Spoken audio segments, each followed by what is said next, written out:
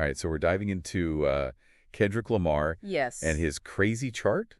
What is it? Domination? Domination, yeah. It's wild, right? We've got these articles from Forbes, Billboard, and then this other news source. Right. But I think the thing that everyone wants to know is, like, Yeah. how is this even possible? Like, how big is this for a rap artist, right? Well, and it's more than just one song on the charts. Like, it's across albums and charts and formats. Yeah. Pretty wild. So, like, we got to start with the Super Bowl, right? Oh, of course, yeah. I mean, this Billboard article is pointing out that halftime show he did on February 9th basically took 3 of his albums, like GNX, Damn, and Good Kid, MAAD City, and just, like, threw them all into the Billboard 200 top 10. At the same time. All at the same time. It's crazy. Which is rap act unprecedented. In the Billboard 200's history. Almost 69 years old. I know, almost 69. This is crazy. So, like, to put that into perspective, it'd be like Taylor Swift, when she had 5 albums in the top 10 back in December 2023. Wow. Okay, so that is a huge level of impact. But wait, didn't Prince do something like this? Yeah, so you're right. Prince did have 5 in the top 10 back in 2016. Okay. But with Kendrick, what's really crazy is that he's the first living male artist to do this since, like, Herb Alpert back in 1966. So obviously GNX, his newest album, shot to the top of the Billboard 200 right after the Super Bowl.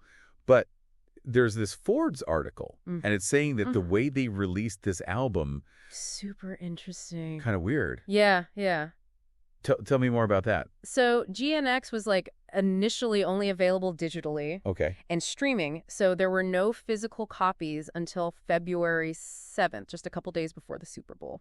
Oh, so are you thinking they did that on purpose to, like, get that For sure, yeah. instant online buzz? Yeah. Yeah, I mean, like, you got to get those first week streaming numbers up. That's how you, like, play the algorithm game and get people talking. Right, and then holding back on those physical copies until February, right before the Super Bowl? Oh, yeah.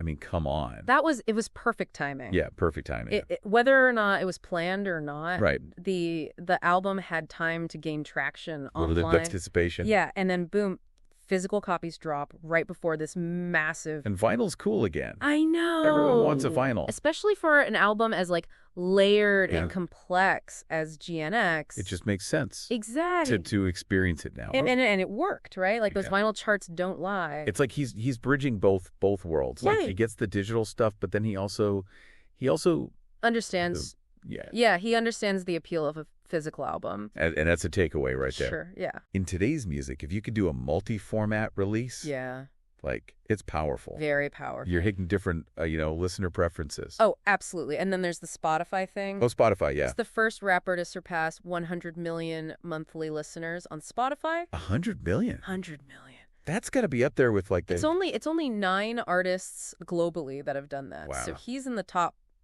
That's wild. 10. Okay, but here's the thing, right? Yeah. His music's not like... It's not like bubblegum pop. No, not like your typical... No, yeah. He's deep. He's thought-provoking. Challenging. Yeah, it's not always easy listening. I mean, that's got to resonate with you too, right? Oh, like, for sure. Like, people want something with substance now. Yeah. Right? I think it does speak to, like, a broader want for music that's more than surface level. Yeah. Yeah. No, it wasn't just GNX, right? Right. Billboard was saying that his older albums, like To Pimp a Butterfly, Mr. Morale and the Big Steppers, even the Black Panther soundtrack. Yeah, they all saw big jumps. All jumped up on the Billboard 200. Yeah, and I mean, he did perform all the stars from that soundtrack with SCA at the Super Bowl. Oh, right. So it seems like there was some, like, halo effect from that performance that got people interested in, like... In his whole catalog? Yeah, like his whole discography. Yeah, Griffey's album went up to number 2. Number 2. On the Billboard 200. Which is actually, according to Billboard, the first time both Super Bowl halftime performers have held the top 2 spots after the game. So that Super Bowl was... It was a moment. A moment, It was a moment. But it can't just be the Super Bowl, right? Right. He won, what, 5 Grammys? 5 Grammys, beginning of February. Like right before? Right before the Super Bowl. Including one for Not Like Us. Yes. So that's got to be a part of this, too. Yeah, totally. I mean, it's all about that momentum, right? Those Grammy wins, they kind of add, like, another layer of legitimacy. Yeah. They give people another reason to be like, oh, I should check out his music. It's like a stamp of approval. Yeah, like a stamp of approval from the industry. So it's kind of this, like, perfectly orchestrated...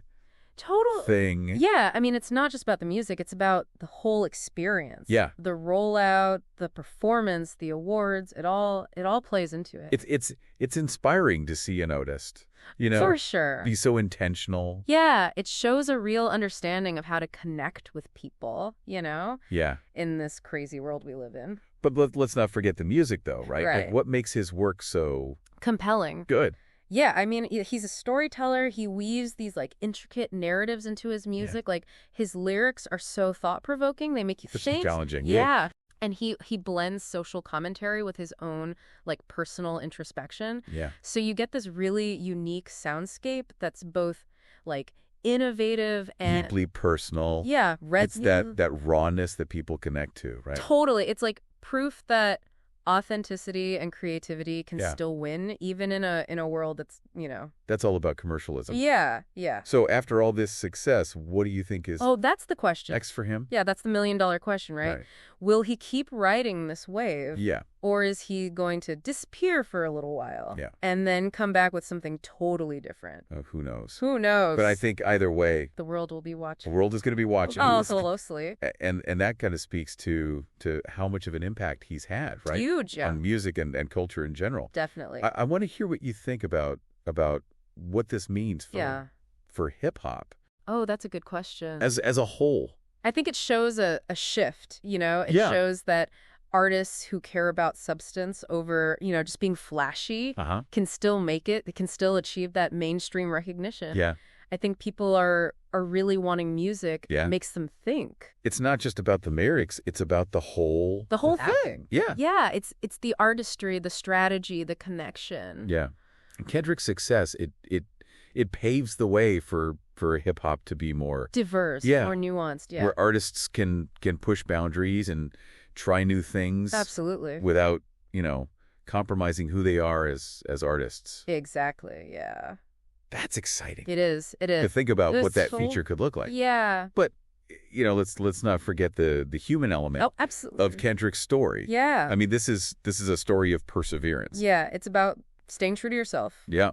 Even when people doubt you. He wasn't an overnight success. No. He had to grind. He had to, hone his craft. Yeah, build a following. Organically, those early mixtapes, the independent releases. Stepping stones. All those were stepping stones to where he is now. Totally. And even after he had that mainstream success, he didn't compromise. He kept pushing boundaries, challenging everything. Yes. And he was using his music to talk about important social issues. Yeah, for sure. And that's what sets him apart. It really does. He's not afraid to be vulnerable, to speak truth to power. Yeah. Yeah. To use his platform to amplify voices that aren't always heard. Exactly. And that really resonates with people. Totally. They see themselves. Yeah, it's like they see themselves reflected. In his journey. Yeah, in his struggles and his triumphs. And that commitment to being himself. Yeah, it's authenticity. That's what it is. It's powerful. It's powerful. It's a connection built on trust. Yeah. And respect. And it all goes back to your question about what his success means for hip-hop. Yeah. This shows that depth can still thrive. Yeah. Even in the mainstream. And people want that. They do. Right. Yeah, they want music that makes them think. And that means that hip-hop is evolving. And it's becoming more... It's becoming more diverse and more nuanced as a genre. That's super exciting. It is. To think about what that future could be. Yeah, totally.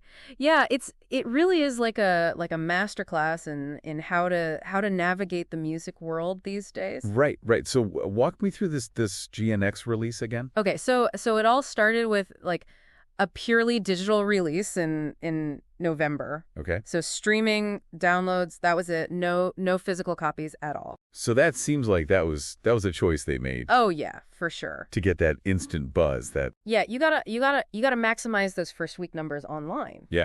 Right. That's how you get the algorithms to work for you, get everyone talking. Yeah. And then they held back those physical copies until February. Right before the Super Bowl. Right before the Super Bowl. Yeah. Almost like they knew it was coming, right? It's like whether or not they knew for sure. Right. The timing was perfect. The album had time to gain traction, build up that anticipation, and then boom, physical copies. And a lot of people love a good vinyl. Oh, for sure. Especially for an album like It's so complex. It's complex, it's layered. Yeah. You kind of need that that format to fully experience it. And you see it in the sales. Vinyl sales are through the roof. So he's really hitting. Yeah, he's bridging those two worlds. Yeah. He gets the digital age, but then he also understands the value of the physical album. And I think that's a good takeaway for anyone listening, right? Yeah. In music today, you do a multi-format release. You're going to reach a lot more people. You're hitting everyone. Yeah. And that's powerful. Super powerful. Okay, so then we got the Grammys. Oh, the Grammys, yeah. 5 wins, including that one for Not Like Us. Not Like Us, yeah. Days before the Super Bowl. That's got to be... It's not a coincidence. That's not a coincidence. No, I think it's all about, like, that momentum. Right. Yeah. Those wins, they just add, like, another layer of legitimacy. Yeah. People are like, oh, okay, maybe I should check this guy out. It's a seal of approval. Yeah, it's like the industry is saying, hey, listen to this. So it's like this perfectly orchestrated. It's like this perfectly orchestrated. Yeah, it's like a symphony of events, all leading to this to maximum impact. Yeah. And it's not just about the music itself, it's about like the whole experience, the rollout, the performance, the awards, all of it comes together. It's almost like a marketing masterclass disguised as like art. Yeah, exactly. Artistic genius. It's not just about the music. It's about everything around the music. Yeah. It's all about Kendrick, Yeah, and I think it's inspiring to see an artist be so intentional. Oh, yeah, it really is. With everything they do. And it shows like how to really connect with people. Yeah. In this crazy with this day and age, it's really impressive. But let's not forget the music. Right. Of course not. The music is the most important part. The heart of it all. Yeah. What makes his work so compelling. I mean, he's a master storyteller. Yeah. He weaves these really like intricate narratives into his music. His lyrics are like they make you think.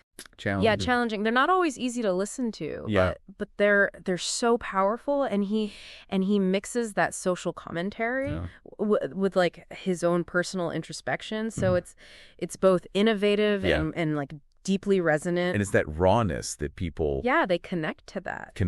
Yeah. It's like proof that authenticity and creativity can still work even in a world that's so focused on commercial. All the artists out there is like keep doing what you're doing. Stay true to yourselves. Hone your craft. Don't be afraid to use your voice. The world needs your stories, your perspectives. Yeah, the world needs to hear what you have to say. Absolutely. And to everyone listening, keep exploring, keep digging deeper. Yeah, find the music that moves you. Find the music that challenges you, that expands your horizons. There's always something new out there to discover. Yeah, it's a never-ending journey. It really is. So until next time, keep those headphones on and stay curious. Stay curious, yeah.